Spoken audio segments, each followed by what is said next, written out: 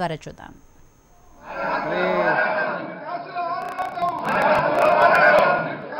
కూర్చోండి.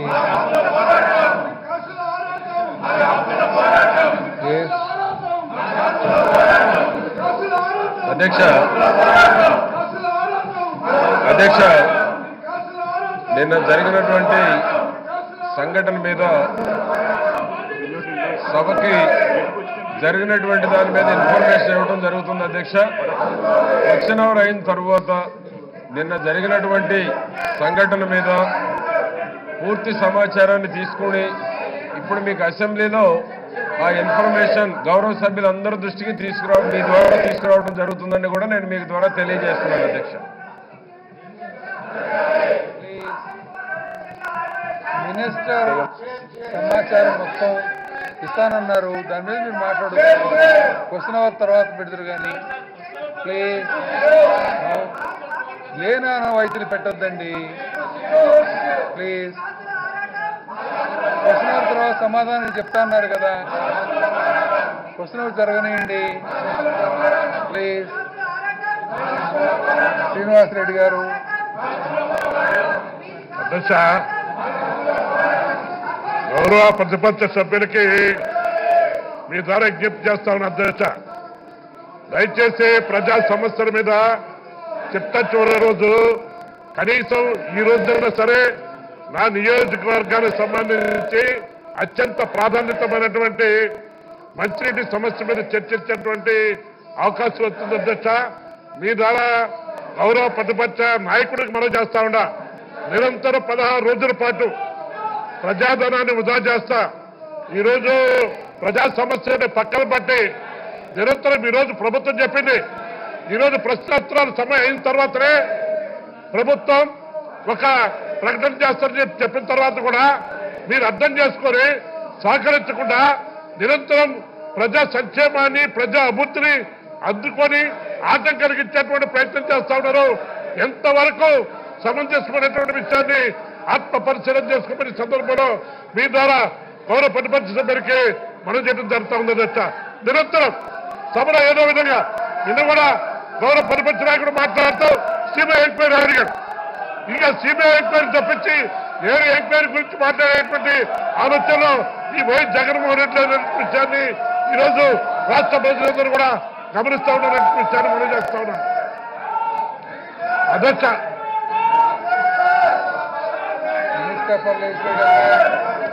అధ్యక్ష, మీరు వాయిదా తీర్మానం ఇచ్చారు. గౌరవ సభ్యులందరూ కూడా వాయిదా తీర్మానం డిజాల్వ్ చేశారు.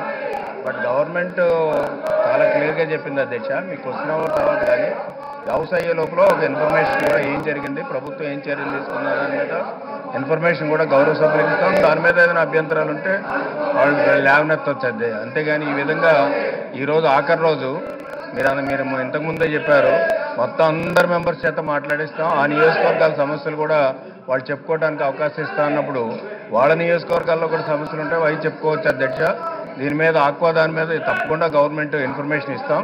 దాని మీద మీరు ఏదైనా స్పందించి మాట్లాడాలనుకుంటే మాట్లాడవచ్చు. అధ్యక్ష, జగన్మోహన్ రెడ్డి గారు వాయిదా తీర్మానం అయినా ఇంకే సబ్జెక్ట్ అయినా క్వశ్చన్ అవర్ తర్వాతనే వస్తుంది. మీరు లేవనెత్తిన వాయిదా తీర్మానానికి మంత్రి గారు క్వశ్చన్ అవర్ తర్వాత సవివరంగా సమాధానం చెప్తారు. తర్వాత దాని మీద మాట్లాడుతురు. కానీ ఇవాళ చివరి రోజు కాబట్టి సభ్యులందరూ ఎంతమంది మాట్లాడాలనుకుంటే సమస్యల మీద ప్రభుత్వం సమాధానం ఇస్తుంది, ప్రస్తావించవచ్చు. దయచేసి కోఆపరేట్ చేయండి. మీ సభ్యులు వెనక్కి పిలవండి ప్లీజ్ ప్లీజ్. ఎస్ అధ్యక్ష, జగన్మోహన్ రెడ్డి గారికి తెలుసు, వారి ప్రతిపక్ష సభ్యులకి తెలుసు. అధ్యక్ష, వాయిదా తీర్మానం ఇచ్చిన తర్వాత డిజాల్వ్ చేసిన తర్వాత క్వశ్చన్ అవర్ 0 అవర్ తర్వాత మంత్రివర్యులు సమాధానం చెప్తామన్నారు. అధ్యక్ష, దాని మీద ఏదైనా ఇష్యూ ఉంటే మాట్లాడొచ్చు. అది ఏమీ లేకుండా రోజు ఇది ఒక ప్యాటర్న్ అయిపోయింది. అధ్యక్ష, వాళ్ళకి తెలుసు అధ్యక్ష, రూల్స్ తెలుసు, అన్నీ తెలుసు, కానీ ప్రజలకు తెలియదు. ఇప్పుడు ఏం చేస్తారంటే అధ్యక్ష, ఇప్పుడు వాయిదా తీర్మానం మీరు డిజాల్వ్ చేశారు, వీళ్ళు గొడవ చేస్తారు. ఇంకా ఇప్పుడు అధ్యక్ష వాయిదా తీర్మానం ఎలవడా డిజాల్వ్డా అనేది క్వశ్చన్ అవర్ ముందు ఈ రోజు కాదు. అవును అధ్యక్ష. ఫస్ట్ క్వశ్చన్ అవర్ జరగాల్సిందే, తర్వాతనే ఏ అంశమైనా కూడా. అది వారికి కూడా తెలుసు అధ్యక్ష, వాళ్ళకి కూడా తెలుసు. అయినప్పటికీ కూడా ఏదో గొడవ చేసి తర్వాత సభ వాయిదా ఒక 10 నిమిషాలు ఎంతో వాయిదా వేస్తే వీళ్ళు బయటికి వెళ్ళి మాట్లాడి ప్రెస్లో మాట్లాడి మేమేదో సభను ఆపేసేమని గొప్ప గురించి చెప్పేదానికి తప్ప అంతకంటే ఇదేం కాదు అధ్యక్ష.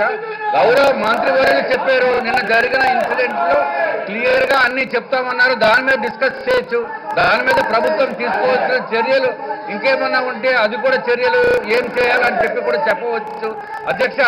ఈ రోజు ఒక్కటే ఆఖరి రోజు అధ్యక్ష.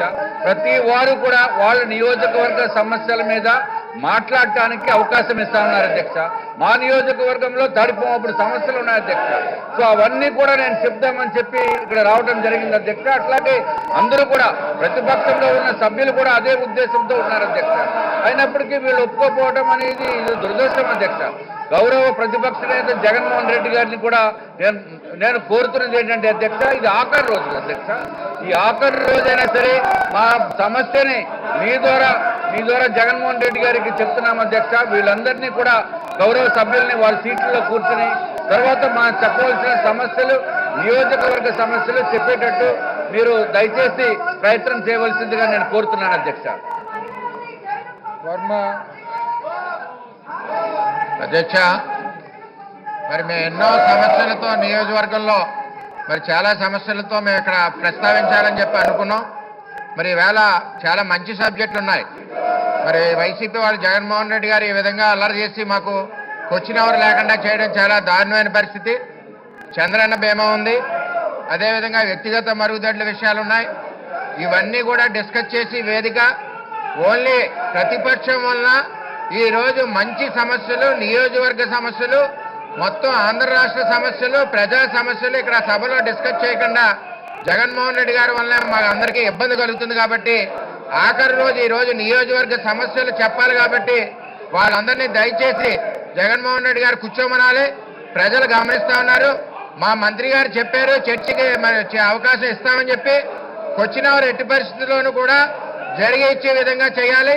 ఇప్పుడు సభలో మొత్తం క్వశ్చన్ అవర్ అంతా కూడా ఒక జగన్మోహన్ రెడ్డి గారి వల్లే, వారి యొక్క ఎమ్మెల్యేల వల్లే మేమందరం నష్టపోతా ఉన్నాం. ఈ రాష్ట్రంలో సమస్యలన్నీ కూడా నష్టపోతా ఉన్నాం.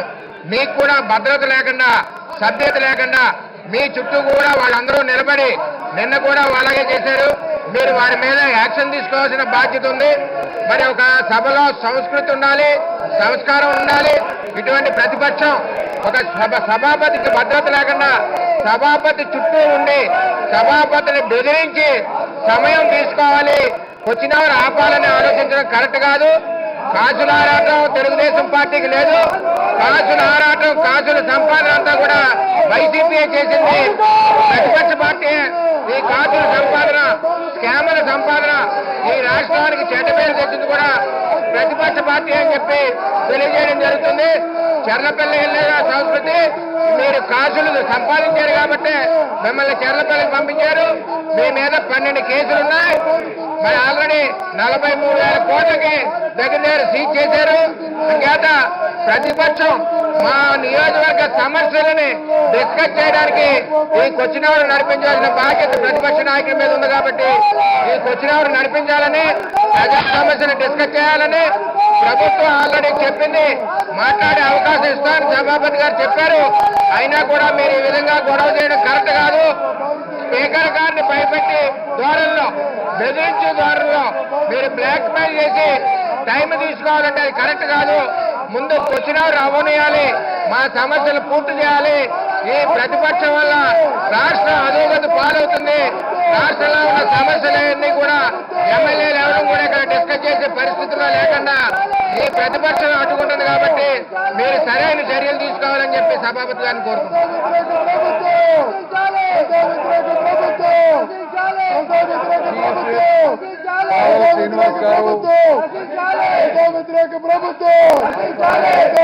అధ్యక్ష, ప్రతిరోజు ఈ విధంగా ప్రశ్నోత్తరాల సమయాన్ని వృధా చేయడంతో పాటు సభా గౌరవాన్ని మంట కలుపుతూ ప్రతిపక్ష సభ్యులు జగన్మోహన్ రెడ్డి గారి ఆదేశాల మేరకు మీ సభాస్థానాన్ని కూడా అగౌరవపరుస్తూ వ్యవహరిస్తున్న తీరు అత్యంత బాధాకరం, దురదృష్టకరం అధ్యక్ష. దయచేసి మీకు నేను ఒకటే విజ్ఞప్తి చేస్తా ఉన్నా, వాళ్ళకి సంస్కారము మరి విలువ తెలుసో తెలియదో మాకైతే అర్థం కావడం లేదు. కానీ సభా సాంప్రదాయాల్ని, సభాపతి గారి స్థానాన్ని అగౌరవపరుస్తున్న ప్రతిపక్ష సభ్యుల మీద తీవ్రమైన చర్యలు తీసుకోవాల్సిన అవసరం కూడా ఉంది. నిన్న మొన్న ఈ రోజు మీ స్థానం దగ్గరికి వచ్చి మీ స్థానాన్ని అగౌరవపరిచే విధంగా ప్లకార్డులు ప్రదర్శిస్తూ మరి వ్యవహరిస్తున్న ఈ సభ్యుల వ్యవహార శైలిని దయచేసి మరి ప్రివిలేజ్ కమిటీకి రెఫర్ చేయాల్సిందిగా ఈ సందర్భంగా మీకు నేను విజ్ఞప్తి చేస్తాను అధ్యక్ష. ఆఖరి రోజు అధ్యక్ష, చాలా మంది ఎన్నో ఆశలతో వచ్చారు ఈ సభకి. వాళ్ళ ఆశలన్నింటినీ కూడా నీరుగారుస్తున్న ప్రతిపక్షం అధ్యక్ష. నేను ఒకటే విజ్ఞప్తి చేస్తున్నా, దయచేసి జగన్మోహన్ రెడ్డి గారు మీ వాళ్ళని వెనక్కి పిలవండి, సభ సజావుగా జరగడానికి సహకరించండి. ఇది మంచి సాంప్రదాయం కాదు. ప్రజలందరూ కూడా మీ వ్యవహార శైలిని గమనిస్తా ఉన్నారు. ప్రభుత్వం ఈ విషయం మీద ప్రకటన చేయడానికి సిద్ధపడినా మీరు ఆందోళన చేయడంలో అర్థం లేదనే విషయాన్ని గ్రహించమని మీ ద్వారా నేను జగన్మోహన్ రెడ్డి గారికి విజ్ఞప్తి చేస్తా ఉన్నాను అధ్యక్ష. సూర్యారావు గారు. స్పీకర్ సార్, ఈ ప్రతిపక్ష సభ్యులు ఉదయమే ఈ శాసనసభ సమావేశాల్లో మాకు సమయం సరిపోలేదు, మేము ఇంకా చాలా విషయాలు చర్చించాలి, మరొక వారం రోజులు పొడిగించాలని మిమ్మల్ని మొట్టమొదటిగా డిమాండ్ చేశారు అధ్యక్ష. వేళ ఈ పెద్ద మనుషులు ఒక అప్రజాస్వామిక వాదులు, ప్రజాస్వామ్య విలువలు తెలవనటువంటి మాకిలాగే వీళ్ళు కూడా ప్రజల చేత ఎన్నుకోబడినటువంటి ప్రతినిధులుగా ఉన్నటువంటి ఈ గౌరవ సభ్యులు ఇంకొక 5 రోజులు పెంచమన్నారంటే వీళ్ళ ఉద్దేశం ఏంటంటే ఈ రాష్ట్ర శాసనసభ, ఈ శాసనసభ ద్వారా ఈ రాష్ట్ర సమస్యలు చర్చించడానికి వీల్లేదు, మేము ఇదే రకమైనటువంటి ఒక నాటకీయ పరిస్థితిని తీసుకొస్తాం, ఈ రాష్ట్రం నాశనం అయిపోవాలి, ఈ రాష్ట్రం అభివృద్ధి పదంలో నడవడానికి వీల్లేదు, ఇది ఒక అప్రజాస్వామికమైనటువంటి రాష్ట్రంగా దీన్ని తయారు చేయాలి అనే ఒకే ఒక్క దురుద్దేశంతో వీళ్ళ యొక్క ప్రవర్తన కనపడుతుంది అధ్యక్ష. అధ్యక్ష, ఇది ప్రజాస్వామ్యవాదులందరూ ఇవాళ సిగ్గుతో తలదించుకునే ఒక గొప్ప నాటకీయ పరిస్థితుల్ని ఇవాళ ఈ ప్రతిపక్షం వాళ్ళు తీసుకొచ్చారు అధ్యక్ష. ఇది చాలా తప్పుడు విధానం అధ్యక్ష.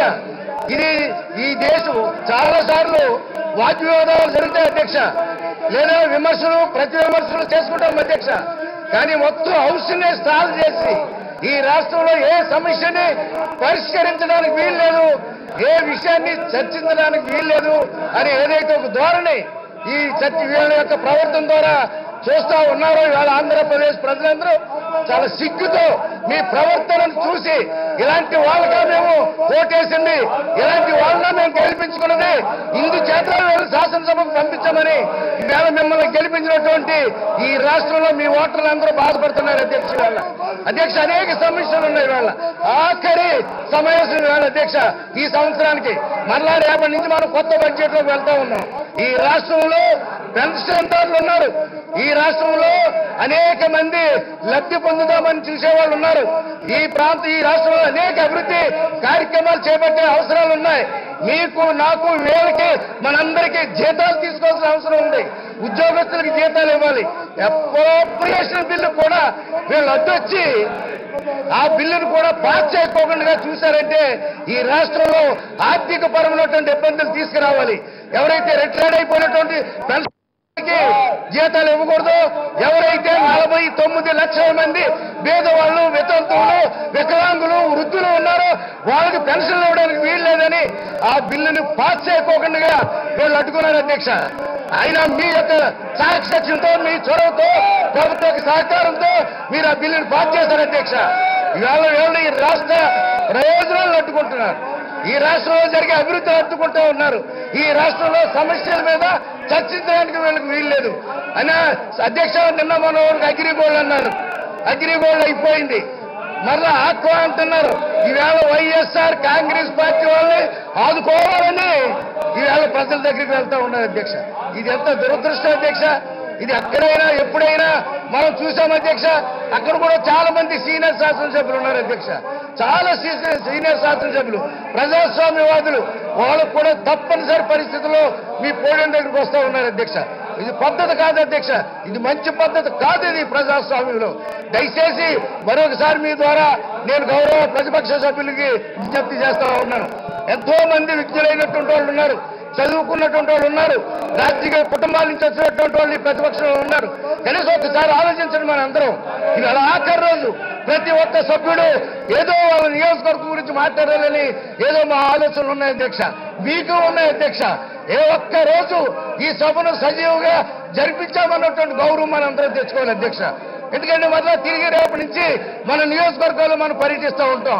నేను మన నియోజకవర్గంలో ప్రధానమైనటువంటి పాలనా సమస్యలు నేను పరిష్కరించాను, మాట్లాడాను అని చెప్పుకునే ఒక ధైర్యం, ఆత్మవిశ్వాసం, ఓ సెల్ఫ్ రెస్పెక్ట్ ఇవాళ మన గ్రామాల్లో తెచ్చుకోవాలి అధ్యక్ష. అలాంటి దానికి భిన్నమైనటువంటి ఏంటి అధ్యక్ష, ఏమైనా మాట్లాడతారంటే మాకే సిగ్గేస్తా ఉంది. ఎందుకు ఎంత పరుషమైనటువంటి అప్రజాస్వామ్యమైనటువంటి మాటలు మాట్లాడవలసి వస్తుందని మాకు కూడా బాధ అనిపిస్తా ఉంది అధ్యక్ష. ఇది ప్రజాస్వామ్య దేశం అధ్యక్ష, ఒక గొప్ప రాజ్యాంగం ఉన్నటువంటి దేశం అధ్యక్ష. ప్రపంచ దేశాలే ఇవాళ భారతదేశం ప్రజాస్వామ్య వాదాన్ని అనిపించుకుంటూ జేజేలు పలికించుకుంటున్నటువంటి భారతదేశంలో ఆంధ్రప్రదేశ్ లో ఈ వైఎస్ఆర్ కాంగ్రెస్ పార్టీ వాళ్ళు ఇంత భయానకమైనటువంటి పరిస్థితిని వాళ్ళు సృష్టిస్తున్నారంటే ఇది మీ అందరికీ నమస్కరిస్తూ ఉన్నాను, మీ అందరికీ ప్రార్థిస్తూ ఉన్నాను. దయచేసి ఒక్కరోజు ముందు గౌరవ ప్రతిపక్ష సభ్యులందరినీ మాట్లాడింది అధ్యక్ష, వాళ్ళు అయిన తర్వాతే మేము మాట్లాడతాం అధ్యక్ష. ఈవేళ ఆఖరి రోజు గౌరవ ప్రతిపక్ష సభ్యులు 30 మంది ఉన్నారో 20 మంది ఉన్నారో వాళ్ళని ముందు మాట్లాడించండి, తర్వాత మాట్లాడండి అధ్యక్ష. ఇవాళ సభ సజావుగా జరిపించండి. ఓ ప్రజాస్వామ్యానికి ఒక గౌరవం తీసుకురండి. ప్రజాస్వామ్య వాదులు మనం ప్రజల చేత ఎన్నుకోబడినటువంటి వాళ్ళు 2 లక్షల మందికి ఒక్కడమే ప్రతినిధి.